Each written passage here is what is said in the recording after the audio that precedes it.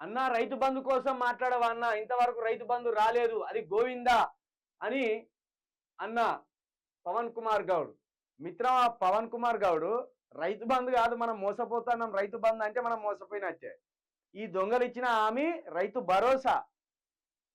రైతు భరోసా ఇస్తామని చెప్పిండ్రు. రైతు బంధుకు రైతు భరోసాకు తేడా ఏంది? కేసీఆర్ పెట్టిందేమో రైతు బంధు, అదేమో 5,000 రూపాయలు మాత్రమే. ఈ కాంగ్రెస్ సర్కార్ చెప్పింది రైతు భరోసా, అది 7,500 రూపాయలు. అంటే కేసీఆర్ కంటే 2,500 రూపాయలు ఎక్కువ ఇస్తాం అని ఈ రైతులను నోరెళ్ళబెట్టేటట్టు చూసి ఆశ పెట్టి వాళ్ళ ఓట్లన్నీ దొబ్బుకపోయింది. ఇది కాబట్టి రైతు బంధు అనకండి దయచేసి. రైతు బంధు అంటే ఈ దొంగలు మళ్ళీ గవే పైసలు ఎత్తారు ఒకవేళ ఎత్తే.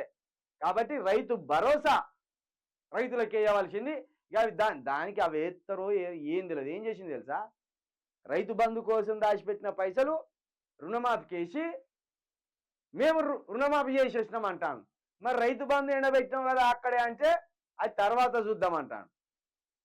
ఏంటంటే ఈ బిందెలు ఉన్న నీళ్లు తీసి ఆ బిందెలో పోసి ఆ బిందె నింపినాం అంటాను. మరి ఈ బిందె కారైంది కదా అంటే మళ్ళా ఆ బిందెలకి వెళ్ళి నీళ్ళు తీసి ఈ బిందెలో పోసి ఈ బిందెని కూడా నింపినాం అంటారు. అలా ఇలా పోతాను, ఇలా అలా పోతాను, అంతే. మేనేజ్ చేస్తాను, మేనేజ్ చేసి ఇచ్చేసినాం అంటాను.